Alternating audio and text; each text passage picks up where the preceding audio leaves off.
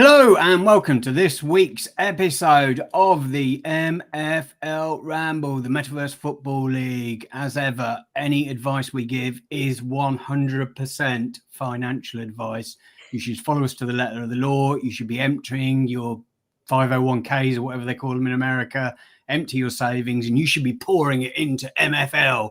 But I wouldn't necessarily follow our advice, I've been bankrupt, we've got some degenerates on the show as ever. So, perhaps not listening to us is a wise choice. I don't know. But anyway, we're back. We've got Ryan Walter already in the chat. Hello, Ryan. How are you, sir?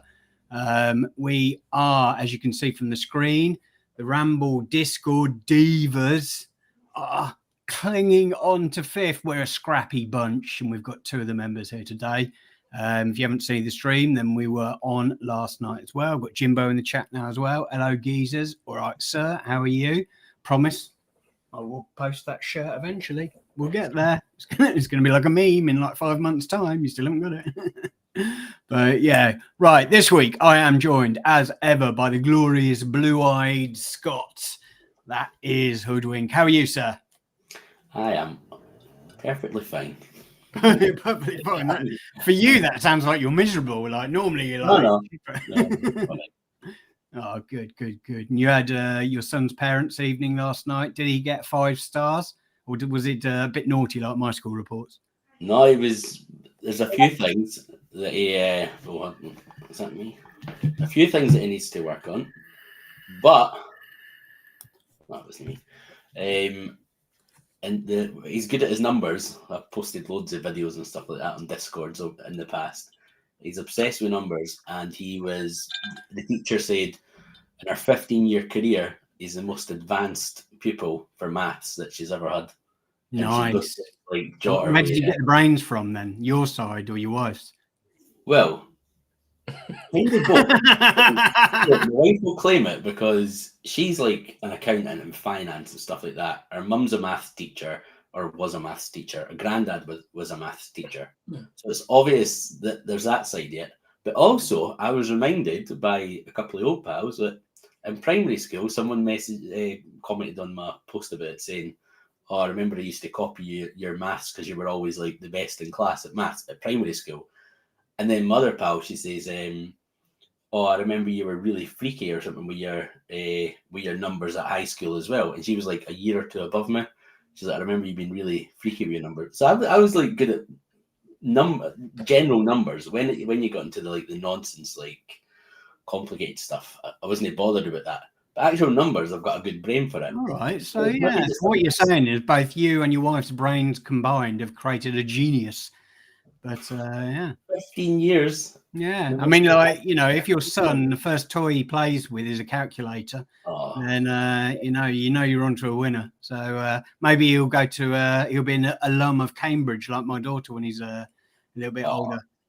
So proud of him though. It was really good. No, it's always nice, isn't it? It brings, whatever's going on in your life, when it comes down to your children, it's nice, isn't it? But right. Now, anyway, we've been rattling on about kids and stuff like that, but let's welcome the third member of our third spoke in our wheel this week, and that is Kodap, coming back for his first appearance on the MFL Ramble, but he did appear on one of our streams that we did in the evening a few weeks ago. How are you, sir? What do we call you here? I can't remember. Joe. You call me Joe, Kodap, whichever.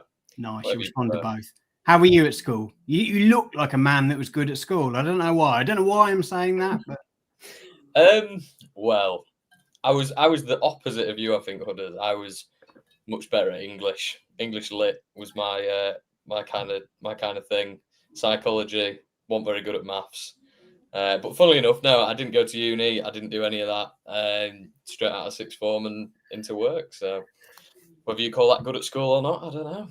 Nice. Well, not awful, is it? But yeah, well, I mean, I've done all right. I've got a roof over my head and plenty of stuff going on. So yeah. And more importantly than anything else in your life, you're in gold on MFL, which is what we're going to be talking about this show, partly anyway. Forget your kids, wife, daughter, dogs, jobs, everything. The most important thing today is MFL. We all know it. Maybe we lie to our wives and partners and everything that you know, and we love them and everything. And I'm sure we do. But, you know, today training kicked off at 10 a.m. It was pretty shitty for me. I got like one decent +1. But the season is young. Like, you know, anything could happen. Before we move on, anyway, let's welcome some more people in the chat. We've got Kev Hurd. Did someone say degen? We're all degenerates here. We've got Bruce and Root, two of the guys. Oh, and Big Mr. K. We've got the triumphant from Yorkshire TNXP. And if you're not subscribing and watching that, you are missing out because they are 3 cracking Yorkshire fellas. Haven't listened to the latest one yet with Jimbo on, but I definitely will. Could be today's, but yeah, that is nice to see you. We've got Andrew Q in here. Kids are off school. You've been smashing it for us in the Ramble Divas. Got Billy Bremner, got Millie Me. Who else? I'm probably missing people. Andy Harrogate. Got Sid. Good afternoon, good morning, good evening, wherever you are in the world. Andy Official. Hello, sir. How are you? How is sunny Haiti? No. Yeah. Where is he? Yeah. You know, it's getting a bit cold outside here, Andy. So I'm starting to wish that I was sitting there right next to you. But maybe one day, who knows? But anyway, it is the start of the MFL season today, but it feels like it started 2 days ago. How are you guys? Like, are you a bit drained? I'm certainly feeling a little bit drained. I'll be honest. Like, people maybe could tell last night that I didn't get much sleep the night before. Last night I wanted to, and I did get more sleep last night, but it was a bit disjointed again. Just kept waking up, doing matches, and then waking up, and then sort of, you know, I probably did actually an hour and a half in my bed and 6 hours on the sofa. So I got 7.5. It was just a bit disjointed. How are you, Hoodwink? I think let's have a look at our league, Ramble Discord Divas. I'm pretty sure you've done the most out of anyone, haven't you? 47 games. 47 games. That is degeneracy.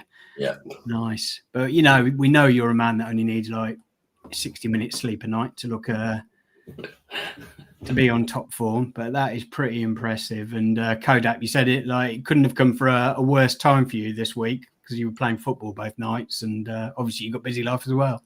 Yeah, I've not done anywhere near as many as Hoodwink has. I think I'm on 28, but I've also scored 28 goals. So as you can tell, I'm not averaging particularly that many goals per game, which is not ideal in a goal rush event. I think I struggled at the beginning. I didn't quite cotton on to the everyone putting the 40 rated players in their squads and getting the 15-0 score lines. And then because I was playing football on the evening, got back at 10, half 10, did a few. But then by the time I woke up the next day, I think it had been patched actually, and the manager had been sacked and they'd moved it around. So yeah, we're getting a few more in now. I've scored a few more in my last few games. So I'm just going to hopefully be a bit of a late finisher.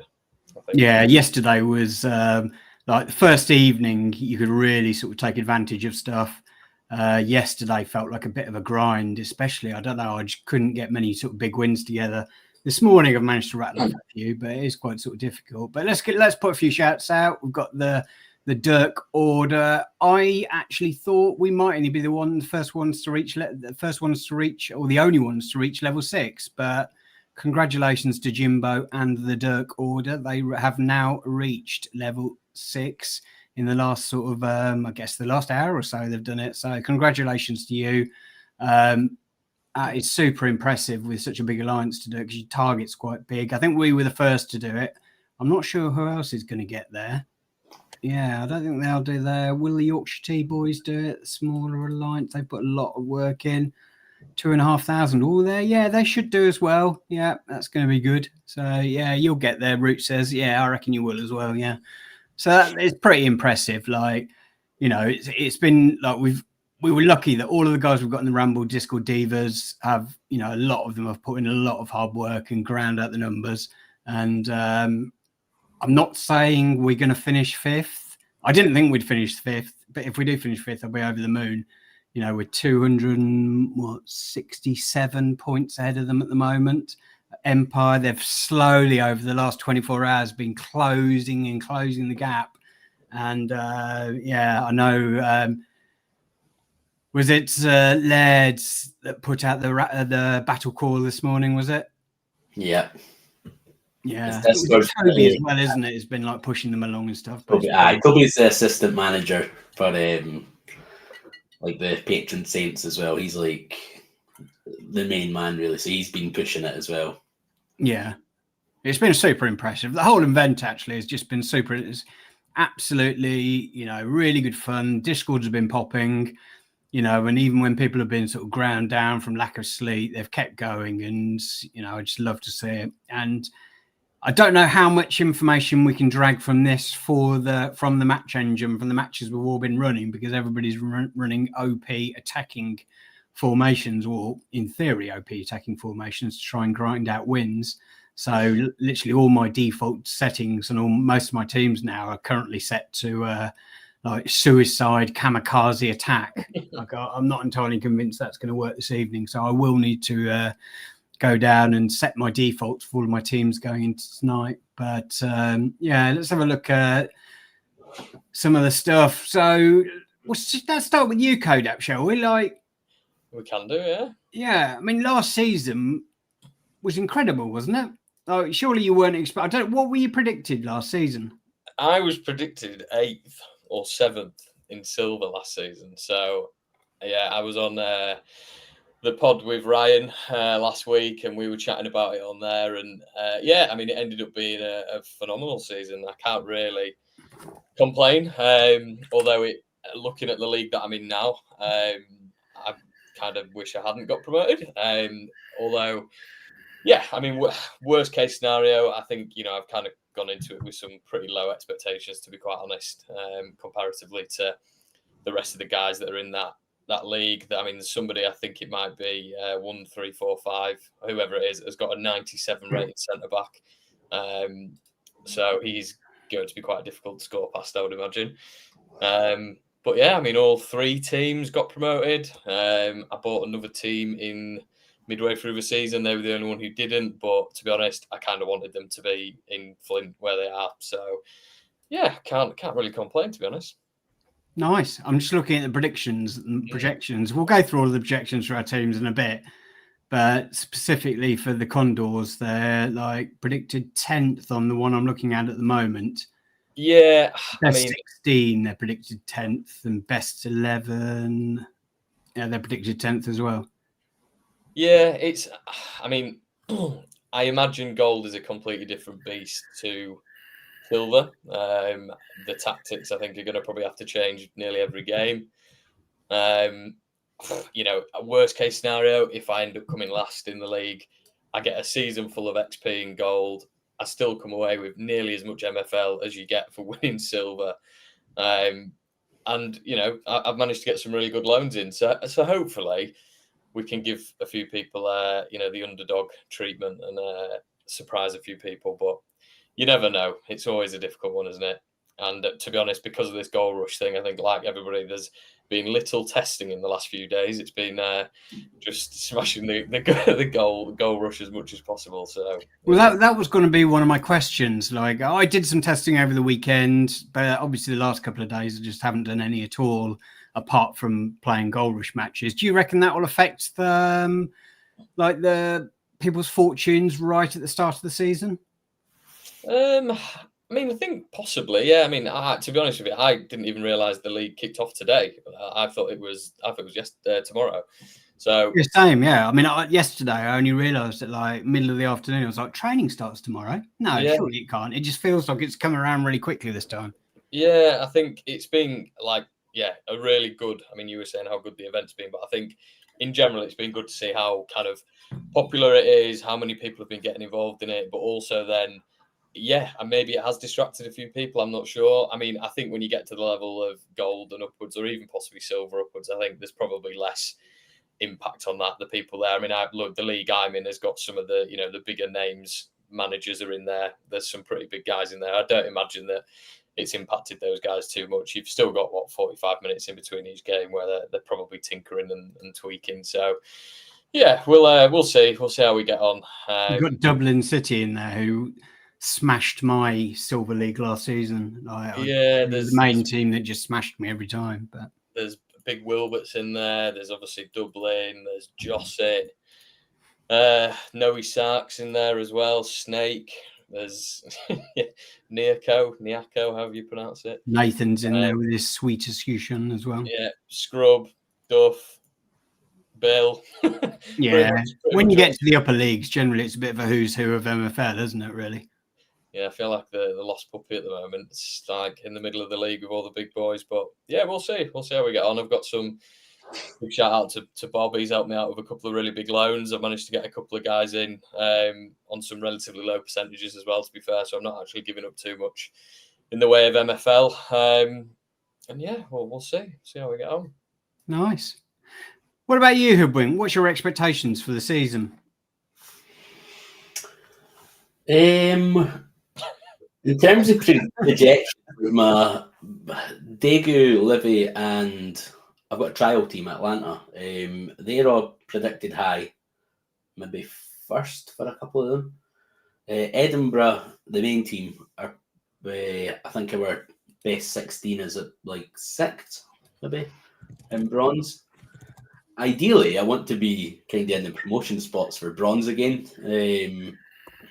I was doing a lot of tactics testing, and like Kodap says, like I've not done any the last couple of days because I've just been smashing the goal rush games. You've done shitloads. I'm not going to scroll back through all those, but you've done shitloads over the weekend, hadn't you? For sure. Done loads, aye. But I'm kind of again. I'm the same. I forgot games were on the day. I seen training this morning. I was like, shit, that must mean games are coming up then. And like my Livy team, I don't think I've done a single friendly, and I've not done the tactics for it yet.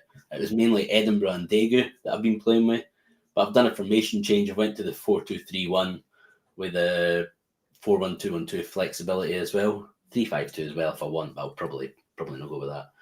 So, I mean, testing's gone well. If I could get a promotion push with it, in fact, I suppose my goal is promotion push with every team, but that's never what happens with me. I always have usually Daegu, but I always have some teams like just proper screwing up and just being big failures like last season.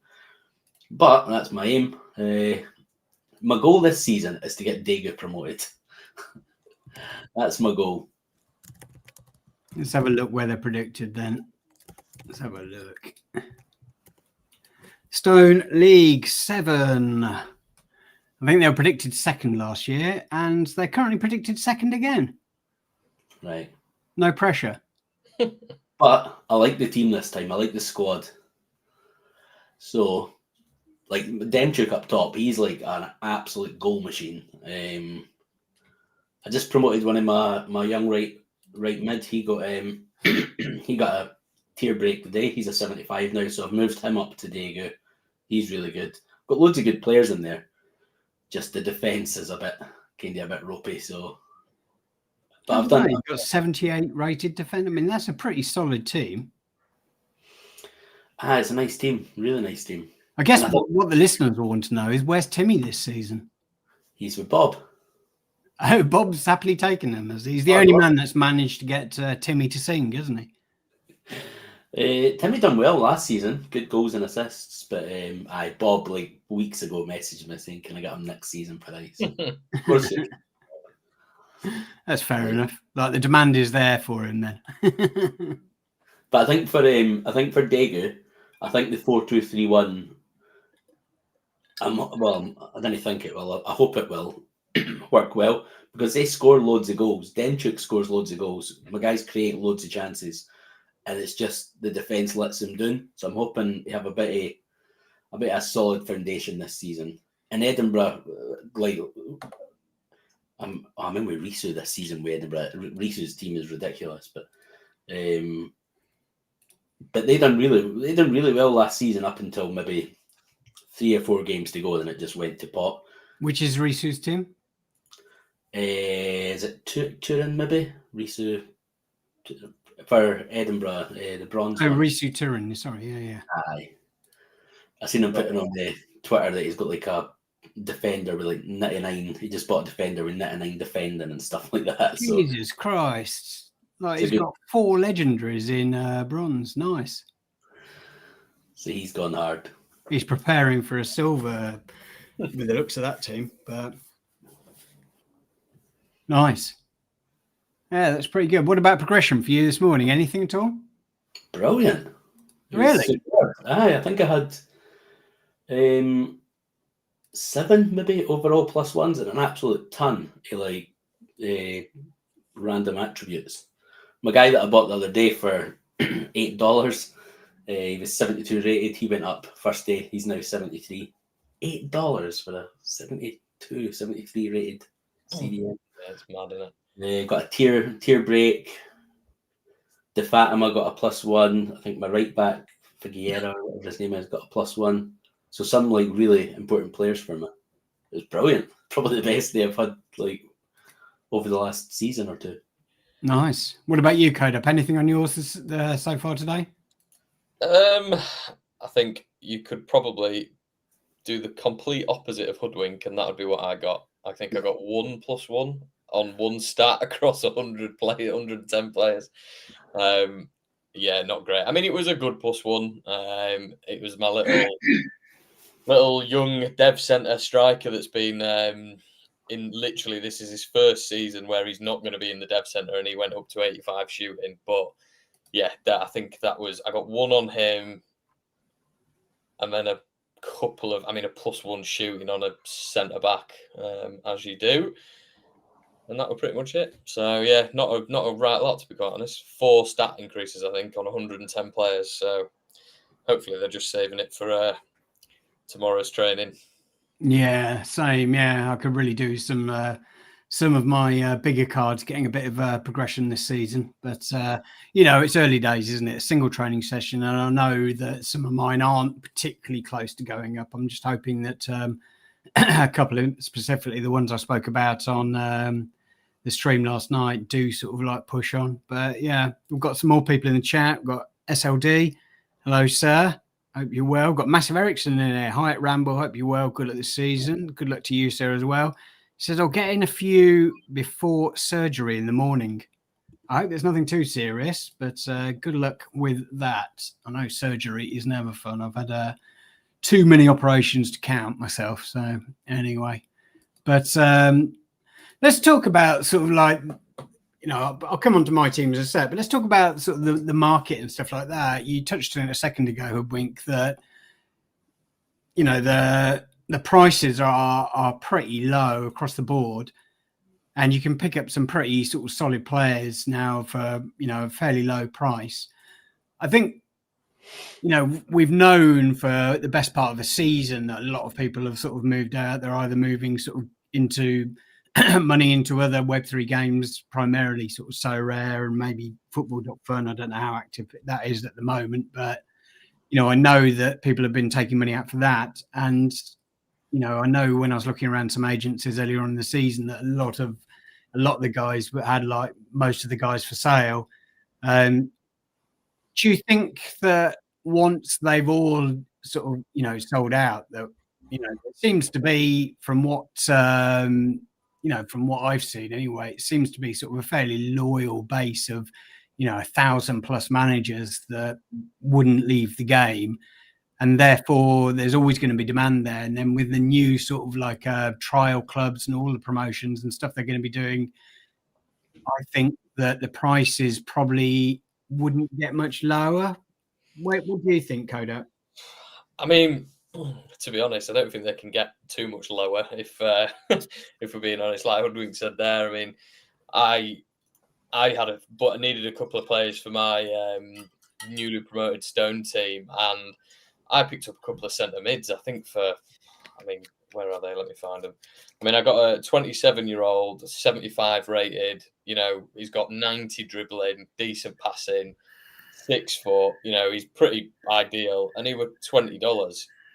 So he's a lower retirement ID. He's 27, so he's got at the very least 2 more seasons before he even has a potential to get that retirement sign. If you look at that from a season perspective, that's what, like, not even $6 a season or something like that, if you think about it, if that. So, I mean, I think they'll go up. I think retirement is going to be a massive thing in the next couple of seasons. I think if you look at any of the top teams now, I mean, mine included, all of my kind of higher rated fellas are all getting, their 29, 30 onwards now. I actually don't have anybody who's 31, but they're all getting a little bit older. And I think that's the same across the board. So I do think they will increase. I think obviously they need to reduce maybe the amount that are coming through from the packs and stuff, but I think they've already done some of that adjustment. I got quite lucky; I didn't get a single retirement flag on the rollover day, which was pretty good. But there were only a couple I think that would have actually potentially had it. So yeah, I think they will increase, but it's supply and demand, isn't it? Like you say, I think a lot of people who have gone back to whether that's so rare or something else. But the market is still active. There were still people on there buying. There's still clearly people who, like you say, who needed missing pieces to the puzzles that they had. And I think, you just maybe need to be a little bit more patient than before. Yeah, I mean, I've managed to pick up some decent players. I'm pretty happy with some of my purchases, and they were cheap, but it just meant my sort of money went further. So I picked up sort of a legendary defender for, I can't remember what was that. Was that one? No, for 90 quid. Yes, he's 30, but he doesn't have the retirement icon, and I'm happy to sort of take a punt on that, especially for guys that were in sort of like the first generation before they changed the retirement age. I think the most expensive player I bought was a 25-year-old defender who's got nice stats as well.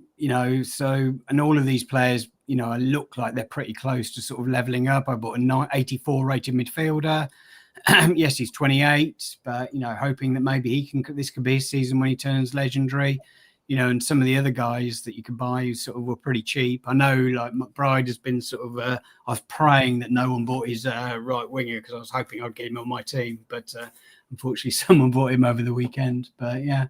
What about you, Hoodwink? What do you think on the prices debate? Oh, I wish I had money to spend, because when I was looking at I've not looked at the market much. I didn't really sell players. So I didn't really care about prices that much. But when I was looking for a couple of CDMs over the weekend, and oh my god, like it's just so many bargains. But I think it's Kodaps says with like me personally, I'm kind of my agency's set up for 4 teams, really, maybe 3 teams, but to be competitive. So I didn't really need to improve. When a pack comes, I might buy like one of the wee ones just now, whereas previously when I was building it, I was getting rares to start with and then uncommons and that kind of thing. I didn't really need to take that risk just now. And if I'm looking, maybe if I get promoted, maybe I'd look for a loan, or if I did have a bit of cash, I'd maybe get 1 or 2 players to go for the promotion push. But until my players retire, I'm not really needing to spend money. And I'm sure that's going to be the same for a lot of people that have been playing as long as me, which is I've been about 1.5 years. Then a lot of guys that started maybe like just under 1 year ago, then 6 months ago. These guys are maybe pretty set for maybe a wee while, maybe a good few months until retirement kicks in. But with the trial clubs, like for the amount of trial clubs that they've got signed up, it's just kind of how they execute. One thing I'd be interested in is how much is a trial club once the 6 weeks is up. Because if it's like the $80 or whatever it is on the thingy, well, the secondary market, you can get them less than half that price. So I guess it depends how competitive they make them, if it's like a 50% off or if there's any kind of discount, because you get the rewards that you've kind of built up for it. But depends what the retention's like with that.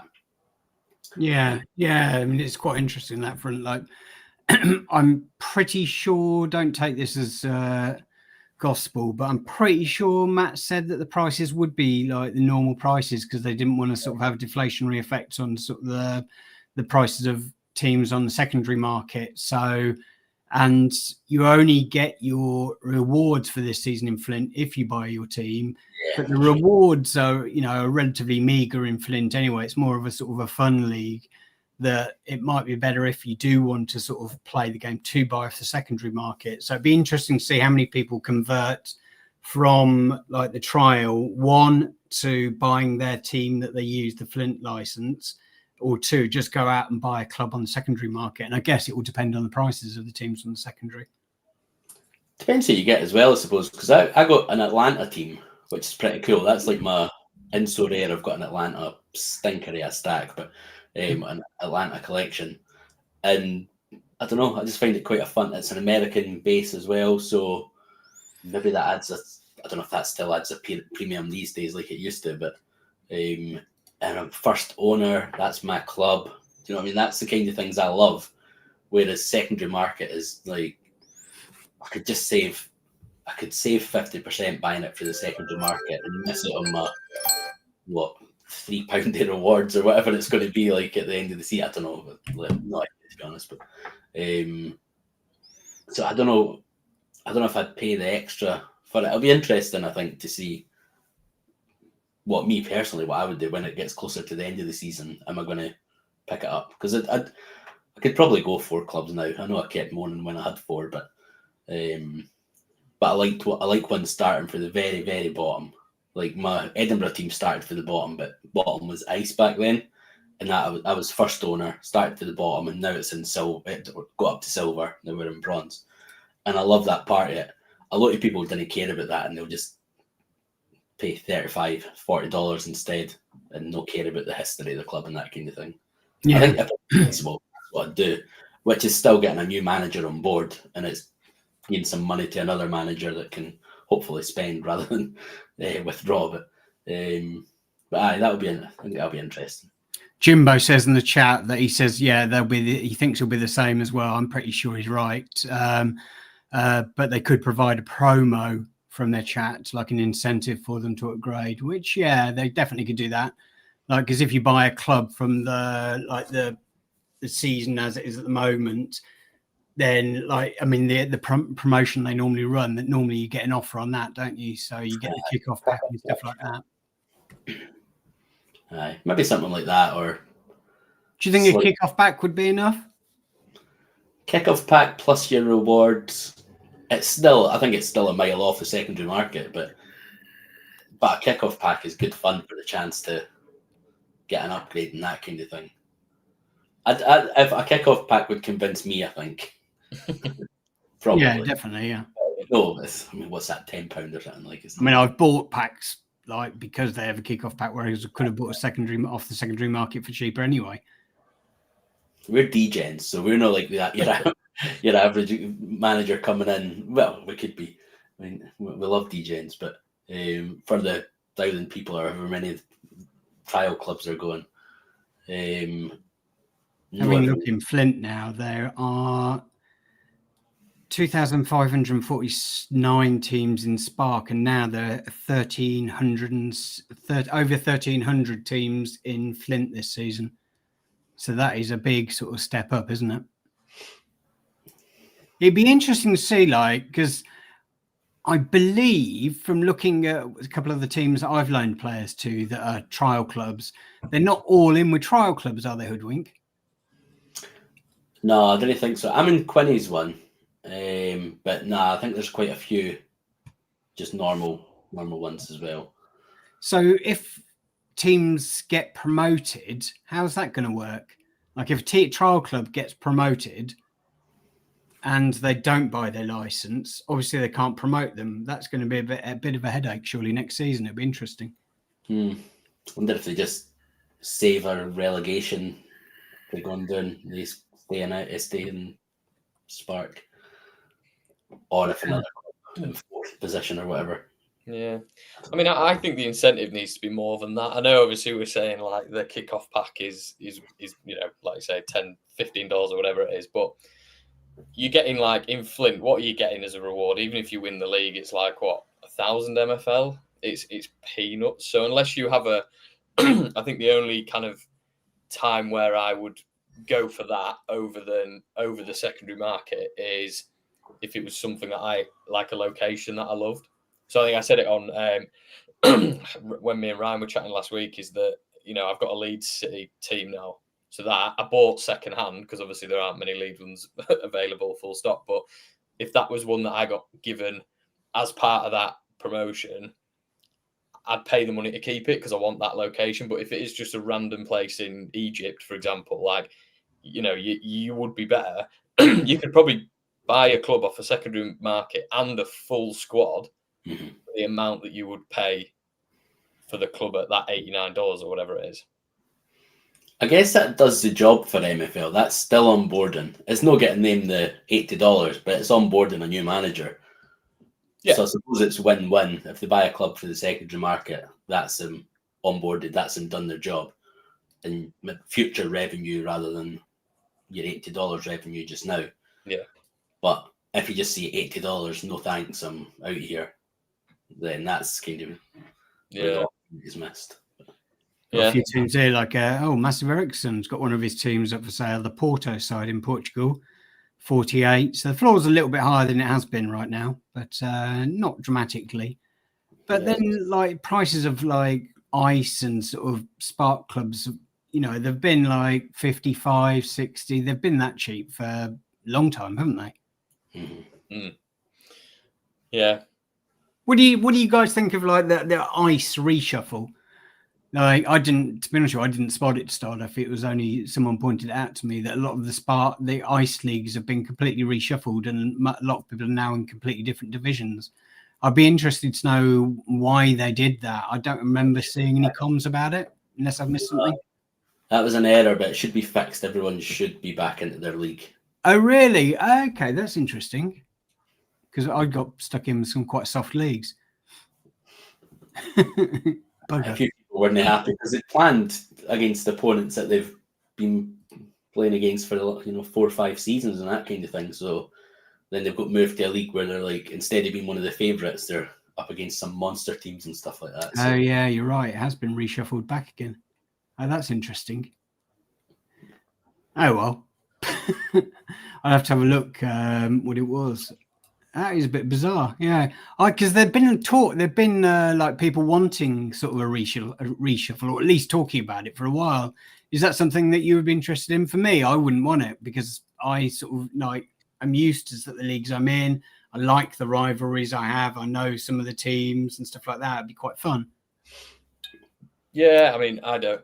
Excuse me. I don't think it should be shuffled. I think that defeats the whole object of the pyramid, doesn't it? Of having those, if you think about your real life football, it's you wouldn't just shuffle them about because there wouldn't be. And I know it's totally different, but yeah, you have teams that you got. Like I was in bronze for 2 or 3 seasons, I think, and there were like I had some quite good like rivals that I just no matter what I couldn't beat them or they couldn't beat me or whatever it was, and I think that's quite a nice aspect of it. I don't think I think shuffling them all up completely just throws everyone off, doesn't it? Yeah, definitely. I'm just looking at my new leagues because I built the teams based on the leagues that I was in before. So I want to get the Matadors relegated, and they are in 11th ranking at the moment, which is perfect. I don't want them to come bottom. Ideally, 10th, get relegated. Oh, actually, do you get relegated? Yeah, hopefully I get relegated if I sort of come 10th and there's no funny business. I need to get them down a bit lower so I can run sort of my lower players in there. And the Vikings, I don't want to get promoted, but I do want them to do well in the league, and they're now predicted 2nd. But let's talk about where our teams are predicted then. So I'll go through mine. So the Magic at the moment, they were predicted 3rd. Let's see and see if that has changed. 3rd, I would definitely take. I'd love to get some playoff action, but people change their teams around all the time, don't they? So it'd be interesting to see where I am now. Am I still 3rd? Praying, fingers crossed. Not that it makes that much difference. I don't think I've ever finished where I was predicted. I'm 4th now, so not too far off. I would take that. Bottom feeders, I always seem to do well against, but they've built quite a decent team. Your Ball City, which I'm pretty sure is Big Wilbur. Yeah, that's pretty good. Sheffield United. I'm sure Jimbo will be hoping that I beat them.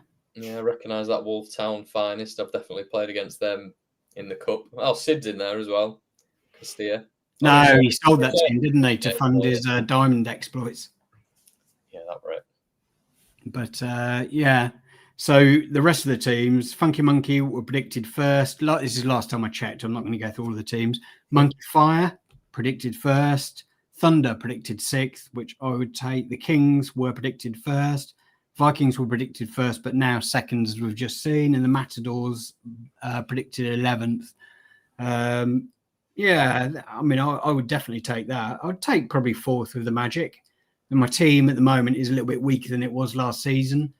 The end of last season, anyway, I had like 88 right winger and stuff like that. And what else am I missing? Oh, I had a stronger goalkeeper, retired, unfortunately. Where are you? Still appearing in there. Oh, Mohammed, my goat, retired. Sad times. Yeah, they need to have like, it'd be cool to have like a little like Hall of Fame or something, wouldn't it? You know, like for your retired players that you have a real attachment to. Be nice to put something in there. Because you can't see other people's retired players, can you? I don't think, when you're browsing through the gallery. Yeah, well, they don't, for some reason, they show up just here on the card. I don't know whether this is just a bug, but they don't show up in here. I want to go into the main list. Maybe there's a tab or something I haven't missed. No. Yeah, it'd be fun to have sort of a place where they sort of like go and sort of sit, and you can go back and reminisce about the players that were once your agency goats before they're retired. But, you know, on the flip side of that, I've got some guys in my agency that I cannot wait for them to retire. One of the guys at the bottom here, they're literally, couldn't sell for £1, never loan him out. He's 30. I was praying. He got the retirement icon. No such luck. Not sure how many free agents. I think I've only got 3 now. Yeah, 3. I should have really put them on teams for already. But I'll do that today for the matches so they get sort of a bit of a training XP this season. But let's talk tactics for this season. Have you guys sort of like nailed in what you're going to be using? Kodap, do you use different tactics for each team? I have a base set of. Effectively, each team will be set up with, you know, most of my teams are set up so that they can run multiple formations. I think last season was the first season I've had to kind of pivot quite heavily. So I was quite, you know, we all know 3-5-2 was quite a strong formation. I used to play a lot of that, and I could rotate it with 4 at the back. But then I think one of the things that I did last season, which probably arguably helped and actually probably got me to gold, was in the mid-transfer window, I got rid of a centre-back and brought in a player who could play right-back and left-back so that I could kind of consistently play 4 at the back, whether it was 4-1-2-1-2 wide, 4-1-2 narrow, or 4-4-2 or whatever. So this season, I'm set up to play a similar structure. I can pretty much play anything 4 at the back that isn't... I don't really have any wingers. I've never really had any wingers. I know, obviously, you're the opposite. You kind of... Pretty much all of your teams run 4-3-3s or variants, or have done. And then I'll just tinker with them. So obviously my lower division ones. So I've got a couple of slightly more overpowered teams for the leagues. I'll probably be a bit more attacking in them. I think the Condors are probably going to have to be quite sit back, maybe absorb all the pressure from these 90+ rated players and see if I can save it from being 6-0. Anybody's proven that you can sort of, you know, outdo your the overall ratings of your players. Then Kev's your man. Kev obviously did, especially that first season in Silver, when he was like towards the top of the table for most of the season, did drop away a little bit, but his team compared to the rest of the teams in the division was pretty underpowered. So, you know, it is possible with a bit of sort of like decent tactics and stuff like that. And often you find, especially with some of the bigger managers, that they will run like a set tactic. They've got their set tactics, and if it's not in diamond and not in platinum, they don't spend as much time looking into it. And sort of like will, you know, run the same sort of rotations constantly throughout the season without putting much effort into the tactics. So I'm assuming that you'll probably spend a lot more time looking at the tactics and trying to work out ways to beat those teams. Yeah, generally. I mean, obviously me and Kev, you know, we've spoken, and Hoodwink and you guys, like we've spoken kind of fairly consistently for probably a year now in terms of bouncing ideas off each other. And like, I think, like you say there, there's always teams that you come up against who run the same formation, it's the same every game. They just, all they'll do is swap players out. They don't, you know, there's no, whereas somebody like a Wilbert, for example, like he could play anything. You have no idea what formation he's going to play. Game by game, it's completely different. So those kind of managers are a bit harder to prep against. I feel like, you know, you can, you just play to their weaknesses and their strengths. I always look at kind of who's their strongest player. If it's a striker, do I captain the goalkeeper? If it's, whatever their tactics are, is there anything I can do that kind of works against it? I mean, I'll be honest, I haven't done as much testing as I probably would do, which, considering I'm in the highest division that I've been in, is probably not ideal. But yeah, I think Sid just said in the chat that Goal Rush has taken over the prep. Yeah, I think it has for a lot of people. I think it probably has. Everyone's been kind of smashing the Goal Rush stuff. And actually, in fairness, I mean, there's still 5 hours left. So you're going to be finishing Goal Rush, and then there'll be games kicking off pretty much straight after that. Yeah, they're the lower division ones, but if you need to really prep for a gold match or silver or whatever, I think you kind of run out of time a little bit. But did you say that all of your teams run a similar formation? Not necessarily a similar formation. I try and keep the tactics relatively similar, and then the formation will, to be honest, generally be 4 at the back. But I do have the capability with the players that I've got to be able to play 3 at the back. I'm playing 3-5-2-B at the moment. That's quite strong. Obviously, Hoodwink helped me out with that, the Goal Rush tactic for that. I just think in these higher divisions, I need to be as defensive as I can be, I think, to an extent, and just hope that I can, get the odd result here and there. And I don't think a 3 at the back is necessarily the formation for that. So we'll see. I think the lower ones, I've got a team in Flint that are quite strong. I've got my Leeds team, which is obviously quite strong as well.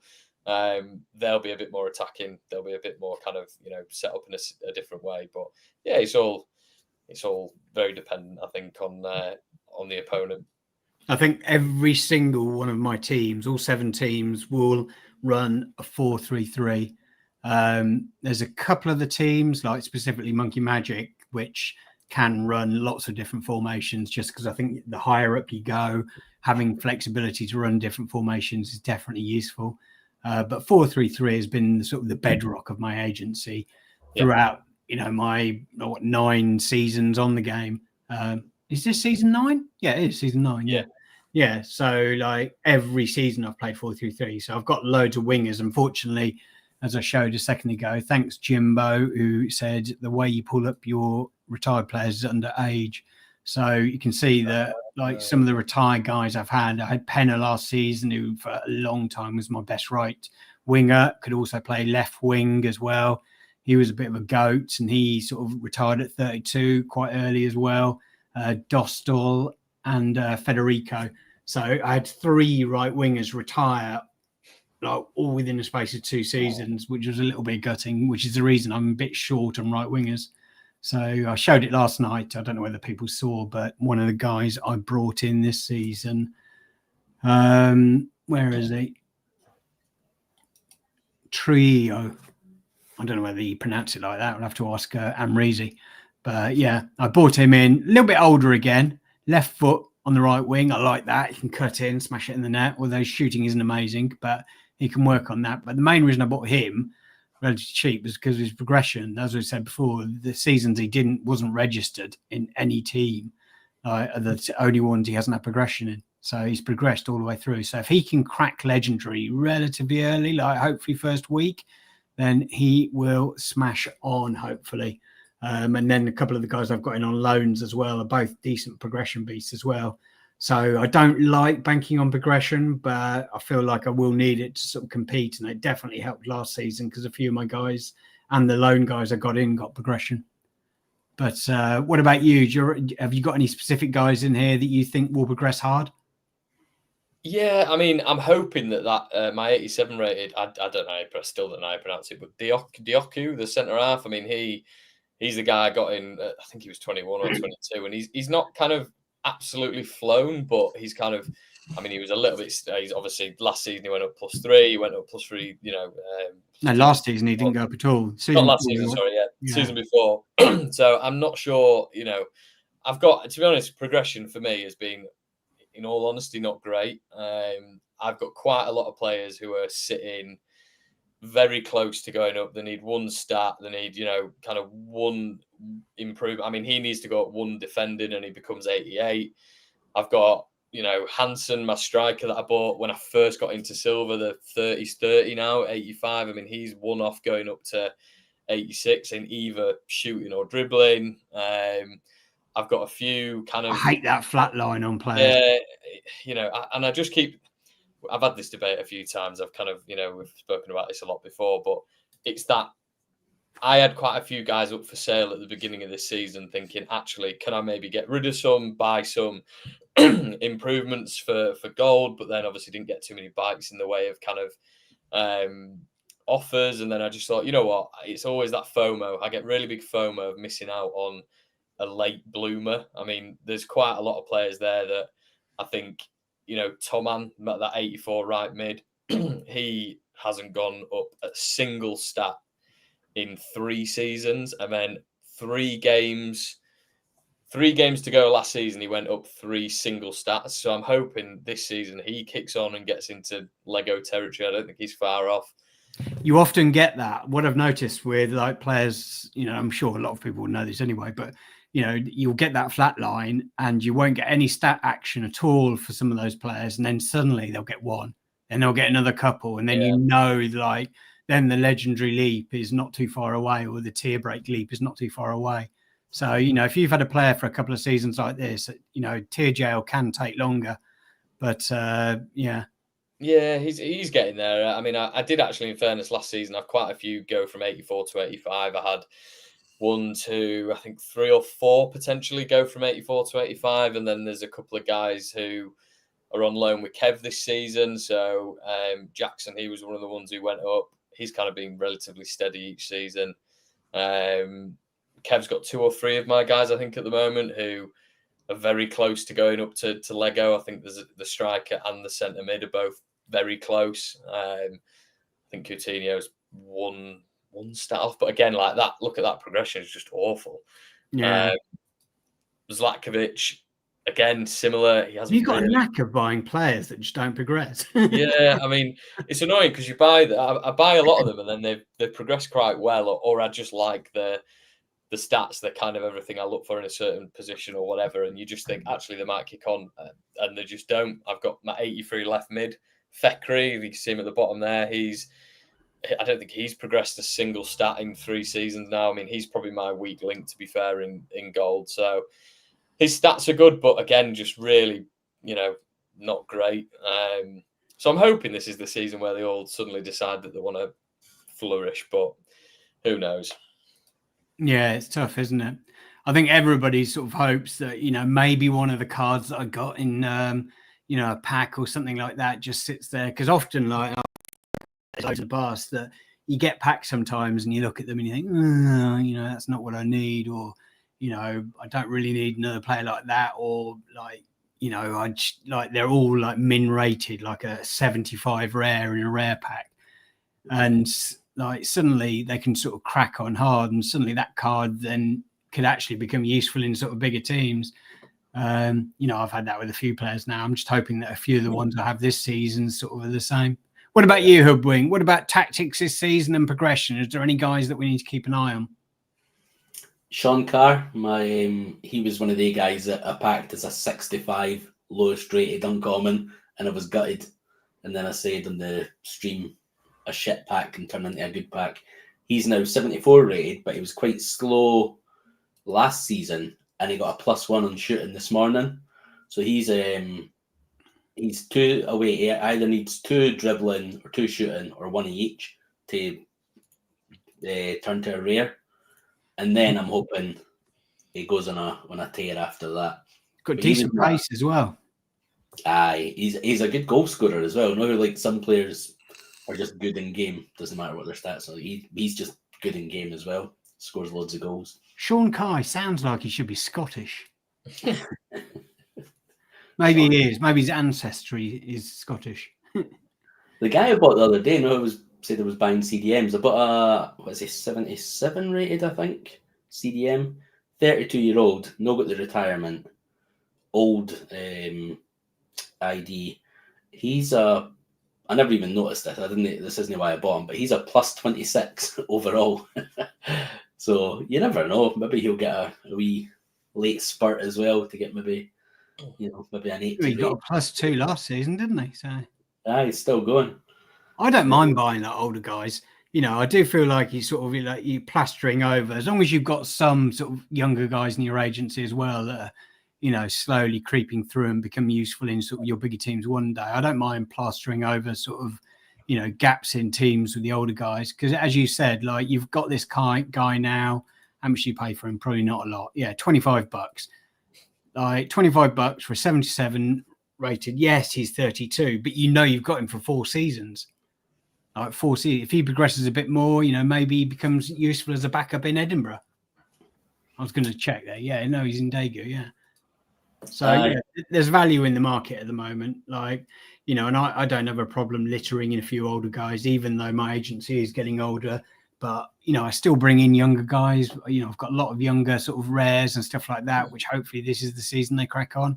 So as long as you're mixing it in with that and you haven't got every guy as an old guy, because then you could be in for a absolute hiding on retirements one season. But you've got some like younger guys here that sort of, could crack on. Especially with the CDM, the reason I bought CDMs is because I really like switching to the 4-2-3-1 across 3 teams.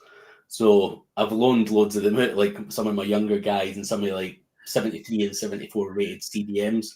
And it always feels bad asking people to cancel a contract. So I was like, I'll buy a couple that are going to see me through.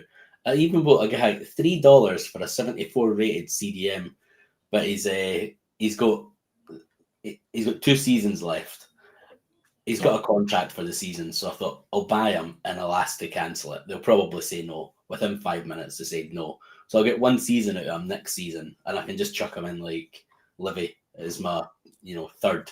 If I'm still playing 2 CDMs, he can be the third guy that just comes in every couple of games. $3 for a season.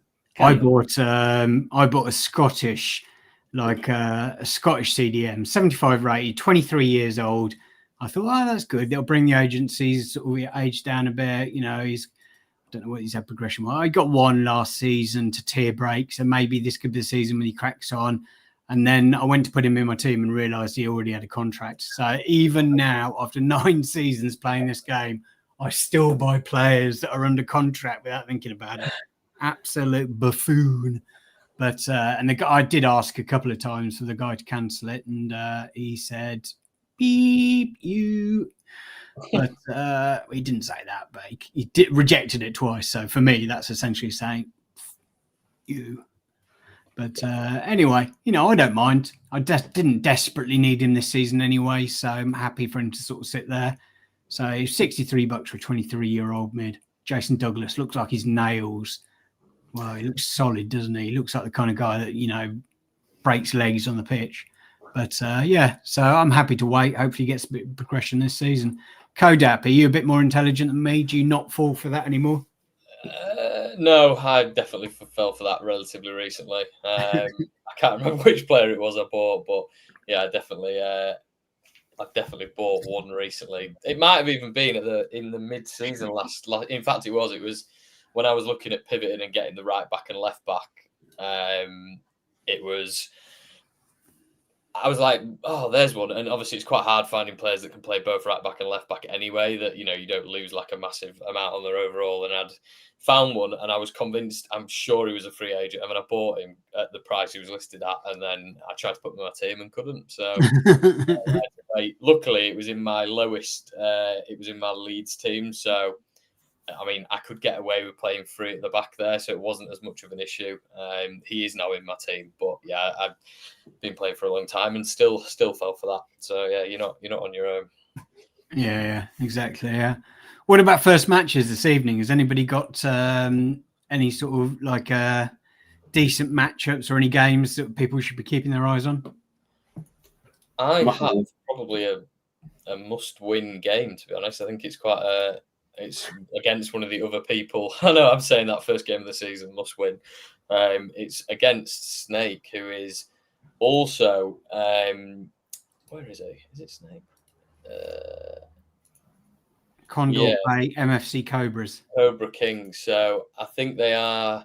I mean, there's no easy games at all, but I think looking at the squad versus my squad, I think I actually probably have a similar level / maybe a slightly stronger team than his. Oh yeah, that isn't an amazing squad, is it, for gold? I mean, No, I mean, not that mine's amazing for gold, but I feel like I have got slightly more Legos and some slightly higher rated. I've obviously got Bob's Modric centre attacking mid 90 rated in my team, so I'm hoping that 3 points early on would be nice, but yeah, we'll see. I mean, the rest are all quite mid-table clashes that won't be overly exciting. So he's running a very tight squad as well, 17-man squad. Yeah, I mean, I don't know how. I think Snake generally, unless he's changed things up, always plays 3-5-2. So I'm assuming he's still playing the same. Well, yeah, he's got a right wing back and a left wing back. He does, however. Oh no, yeah, has he got? Yeah, so he's still playing 3-5-2 flat. So hopefully I can pick maybe even a draw would be ideal. But yeah, I'm hoping that I see Kev still in chat. I've got quite a few players out on loan with Kev as well this season who I'm hoping really kick on. A couple of decent players in there, so I'll be watching them, seeing if I can see any early progression after the games. But yeah, we'll see. We shall see. I swear last season I got more progression from games with my bigger guys than I did from like actual training. And I know that doesn't make a difference because it's just when they tick over to the next point on their XP, and that could come in training or matches. But it felt like I was getting more after matches. And often I forget to check after matches these days as well. If I watch them and then I'll come back the next morning and hang on, I don't remember him going up. When did yeah. Yeah, mine was the same last season. I think everyone likes a bit of a whinge about training sometimes, me in particular. But mine was always after a game, and like you say, I know it doesn't make a difference, but you 10 o'clock you check, and everyone's like, "Oh, look at all these +1s I've got," and then I won't get any, and then after a game I'd get 3. So yeah, and mine was always post match, but maybe it's different this season. What about Alan Santos, Hoodwink? Got him up on the screen right now. What are we saying? And you think he made the tier break finally last season. You reckon he's going to get much progression this year? I'm hoping so because he's my captain. He's my main man. Has he had any stat increases since the tier break? I don't think he has, by the looks of it. 1 on defense.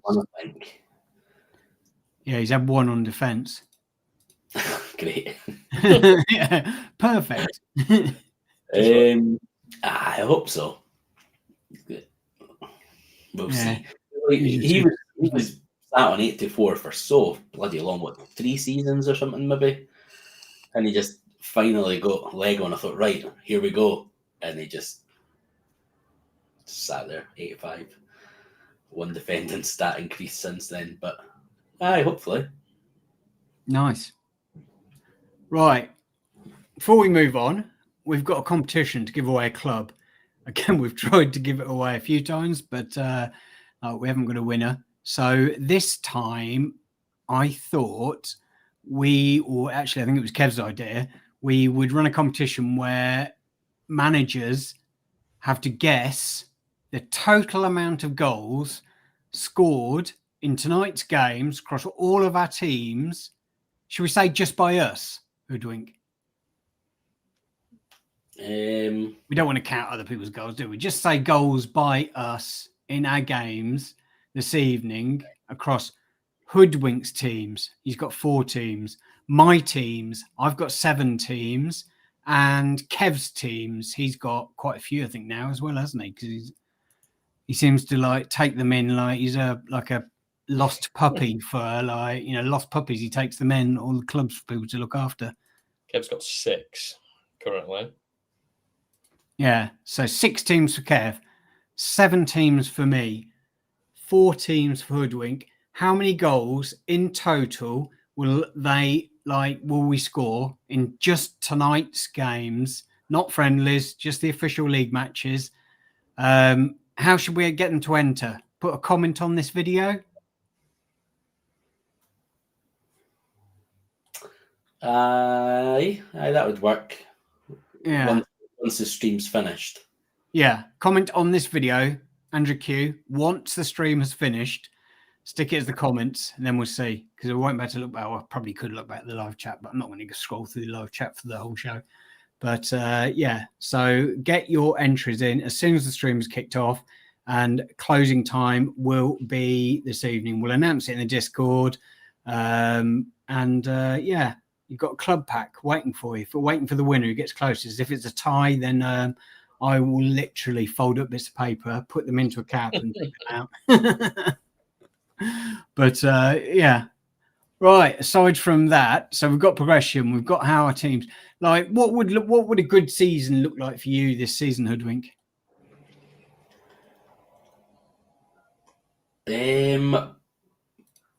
A promotion at least somewhere.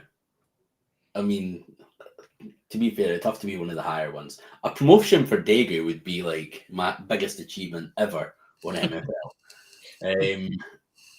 I really want Edinburgh to do well, but it's such a tough league, and there's so many good teams and good managers in there. So I don't have high hopes, but if I could get in the promotion spots with Edinburgh, that'd be a great season. If we could get Daegu promoted, that would be an unbelievable season. Livy and Atlanta are quite highly rated, and they're fun. I'm living with a person from our Discord as well. There's someone else in there, isn't there? Andrew Q. Aye, yeah. And I play Ollie Pompey tonight, who I think's in Quinny's. I think he's in Quinny's Telegram. I actually play my games tonight. I've got Rory for the Discord with Edinburgh. Then I've got Cole, who's in the Discord with Atlanta, I think. And I've got Ollie Pompey, and I've got Blades as well. So I've got like 4 people that I know that I'm playing tonight, which is fun. Nice. That's tough. Yeah, it's always a bit more rivalry, isn't it? I think Blades, it'll be the first time I'm in one of the divisions with him as well. Pretty sure he was in with the Magic. He was playing 4-4 last season. He done well, I think. He's predicted quite low this season. I wonder if he's not finished his teams, like on the. I think didn't Rory have one of his teams because he was running it in like a goal rush for us. Yeah, no, he's got some decent players, but it's definitely no stronger than mine. So it should be. I don't know when I play him, but yeah, that's going to be a fun time anyway. Which side should I take? Should I take the Northerners' side, or should I support Jimbo and try and beat him? But yeah, it's quite fun. Yeah, Monkey Magic. I don't know. I mean, I expected at the start of last season you weren't expecting to get promoted to gold, were you, Kodap? No, absolutely not. I mean, when I set out that season, I actually planned on just going as far as I could in the cup, because the season before that I'd actually won the cup. So my plan was always to, if I can, finish 4th or 5th and then have another cup run again, then that'd be, would be pretty strong. But I mean, getting to gold was a surprise, to say the least. And we're there now. I had to try and get some loans in. I've had to strengthen a little bit, and it was a really good finish, to be fair. And in fairness, I think I did get relatively lucky with the fixtures. A couple of the top guys played each other, draws or a loss in my favour when I was playing bottom of the league. The difference that you get in MFL between the two, like that you're looking there, like even if you finish 12th, it's still pushing 100k. Obviously, it'd be nice to finish nearer the top, and $250,000 MFL would be quite nice. But yeah, I think I have to be realistic this year and just think, if I can try and get some wins here and there and just not get battered in every game, I think will be the plan, and aim for progression and see where we get to. What about some of your other teams? Have you got much expectations from the Stone side, or are they sort of, just that's where the players goes, where they're training them up? Hopefully one day they'll make your main team.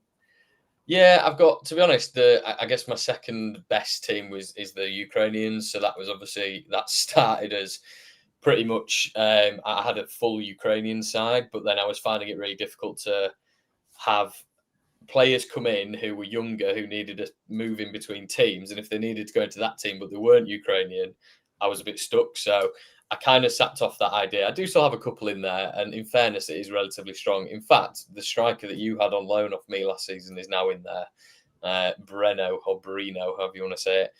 I think I'm projected second or third in all three of my other leagues, so pretty strong. I've got a couple of quite big players in there, pulled a couple from packs, from rewards that went straight into this team. Stone, I've no real expectations of what it's going to be like. It's been a while since I've been in Stone, but the quality seems to have got a lot better. I think when I was last in Stone, it was mid-70 rated players, and having a look at what some people were running last season, it's kind of mid to high 70s, including 80s now. So I think it'll be a bit tough, and there's some pretty big teams in there as well. But yeah, hopefully we get. I've got a couple of younger lads in there as well. Hopefully get some good wins, and I think those guys will finish. All three of my other teams, I think, will be quite. Will be top three if I hopefully if I don't mismanage the guys properly. But yeah, we're getting there. Obviously, gold's a priority, but this is my Stone side. So I got promoted from Ice last season, and I probably wouldn't have built it this strong, but I got put in a league with Patron Saints led. I'm sure there's others as well that I haven't checked. But Patron Saints, which is Led's team, and the Carmarthen crew, who beat me in the playoffs the season before to get promoted. So, and they are run by Josh XL. So, yeah, that's going to be a bit of a fun league. So I'm looking forward to. So I've built a strong team in there. Again, though, like I just haven't got the players to keep getting promoted. Like this season, I've got 3 teams in Iron. Funky Monkey are the sort of perennially between sort of like bronze and Iron. I'd really like to get them into bronze and stay in bronze, and then maybe keep 2 in Iron. But like, I don't know, maybe I don't know what I'm going to do. But yeah, I think they're going to all end up. I think Iron probably is where they're all going to end up. And then I need to keep 2 a bit lower, because otherwise I've got nowhere to stick my sort of like lower rated players. But it is quite tough. But yeah, that's the team I've put together for Stone anyway, which probably is a little bit OP.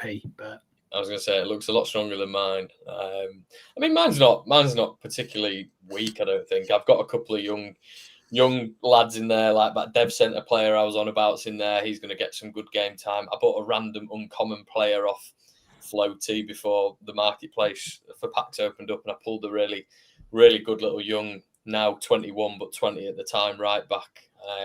So I'm just hoping I can get them all plenty of game time and get a few of the 73 rated fellas I've got in there up a little bit. A couple of tier breaks would be nice.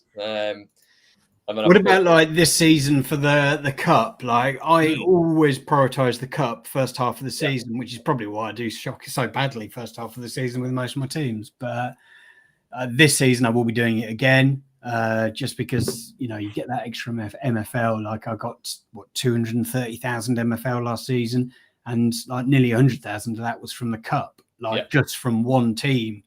So it can make a massive difference. Like with your like main team, which cup were you in last season? Can't remember what it was called now. Condor. Contender Cup Tier 2. You see, I made the final of Contender Cup Tier 1. I'm hoping I don't get like leveled up to the next one. I don't think I will, because my team's slightly weaker. So I would definitely take being in Tier 2 or Tier 1. Yeah, I mean, I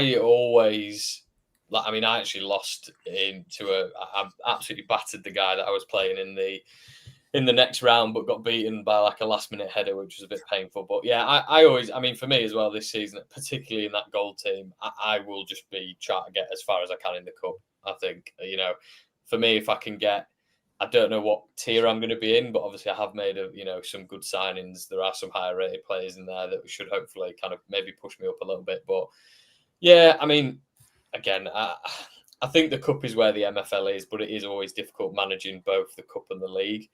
I think with the way that my teams are set up now, I wouldn't say that there's any majorly weak links, so I can kind of be pretty strong in both. In previous seasons, I've definitely had like an A and a B team as such, and I've run the B team in the cup or whatever. But I've kind of changed that approach now a little bit, and yeah, I'm hoping I can get at least a couple of wins in the group stages to help me out. But yeah, we'll see. What about you, Hoodwink? Are you going to be winning the cup this season? Nah. Love the optimism. Because I know what I'm like. I always think I want to have a good cup run, And then Edinburgh, for example, never won a game in the cup last season, which is annoying because it's a good amount of MFL that you get. Livy won the cup maybe 3 seasons ago, so we can do it, but I've just not been very good at it the last maybe I reckon 2 seasons. I've just, even when I've focused on it, it's just been quite a poor cup runner where we've just went out with a whimper. And but I love a cup run. I love getting, even if you're like 0 wins and 5, I'm still going hard just to try and get that group stage MFL money.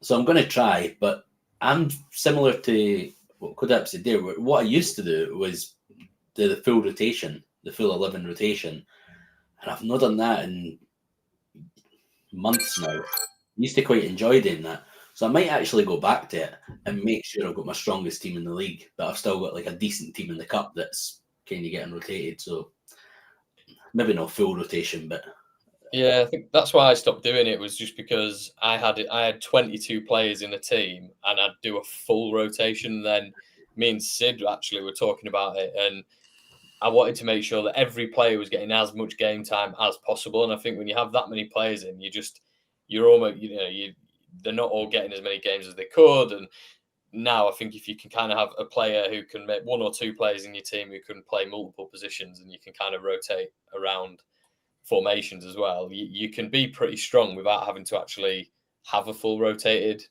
squad. Look at that. Yeah, that's time I get players higher rated than me. Now I've got 85s, and then my highest with like captaincy is 88 for a goal rush game.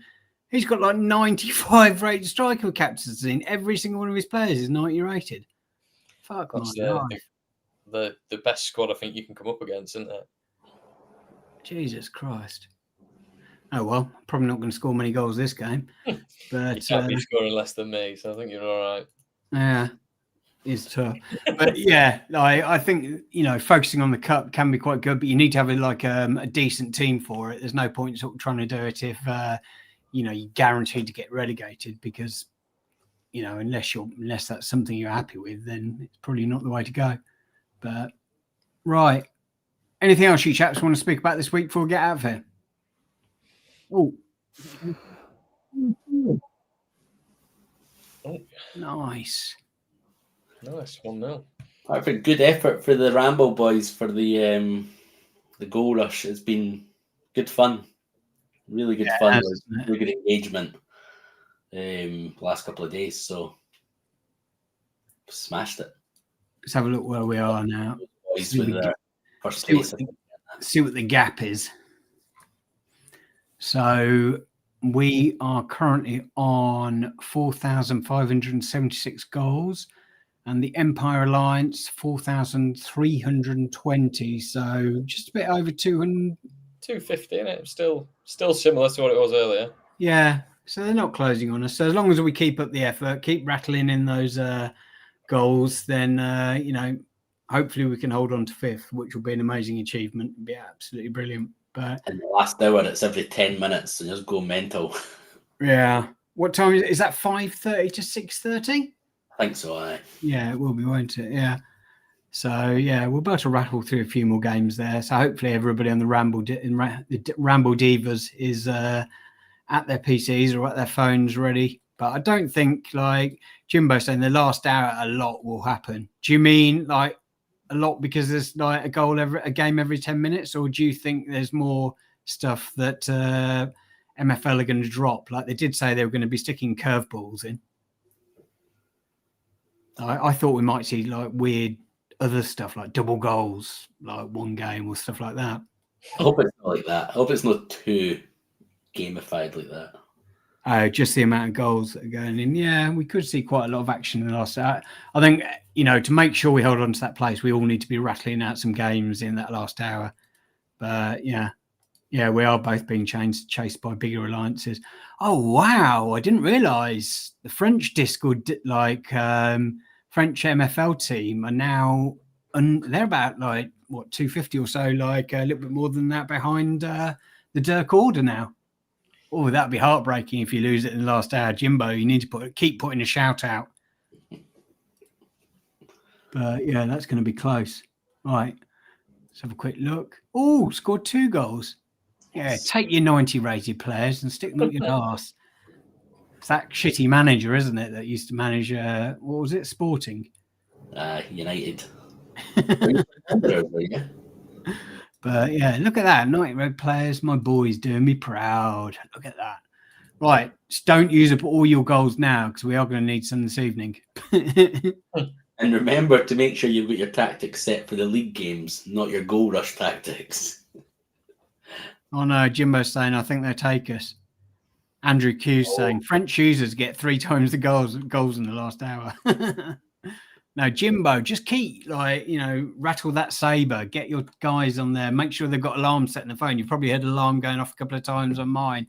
That is goal rush alarms. Literally every 45 minutes when I'm awake, I have been rattling through the goals. I haven't been scoring many, apart from today. I've started scoring a few more. Just when you're awake. Well, it's difficult to do it when I'm asleep. No, it's not. I'm obviously not as gifted as you, Hoodie. Or as stupid. Yeah. I need my sleep, although it's been a bit disjointed the last couple of days, as I spoke about earlier on. Right, before we get out of here, just a reminder, Club Pack. Guess the total number of goals that Hoodwink with his 4 teams, me with my 7 teams, and Kev with his, 6 teams, score this evening. Put it in the comments of this video after we finish the video, and the person that gets the closest will win. I will announce it on Discord and Twitter as well. But yeah. Oh, they pulled one back now. Okay. All right. You 90 rated boys are doing okay. But yeah, that's everything from us this week. We'll be back next week. As always, great to see you, Kodap. Really hope you do well in gold this season. I'll be checking in on how are you doing. And yeah, like decent cup run, survival in gold, raking in the MFL, and pulling some stars from your reward packs will be a dream season. It would, absolutely. Hopefully. That's the dream. We shall see if it happens or not. And good luck to you as well, Hoodwink. Thank you. You too. Hopefully, Daegu can sort of smash it this season and finally get back out of the league. I don't know whether I can see it or not. I know they predicted second, but we shall see. But you never know. And good luck to everybody that's watching or listening. And I hope your season brings you plenty of goals for, not so many against, and lots of lovely MFL. We will be back next week. Bye.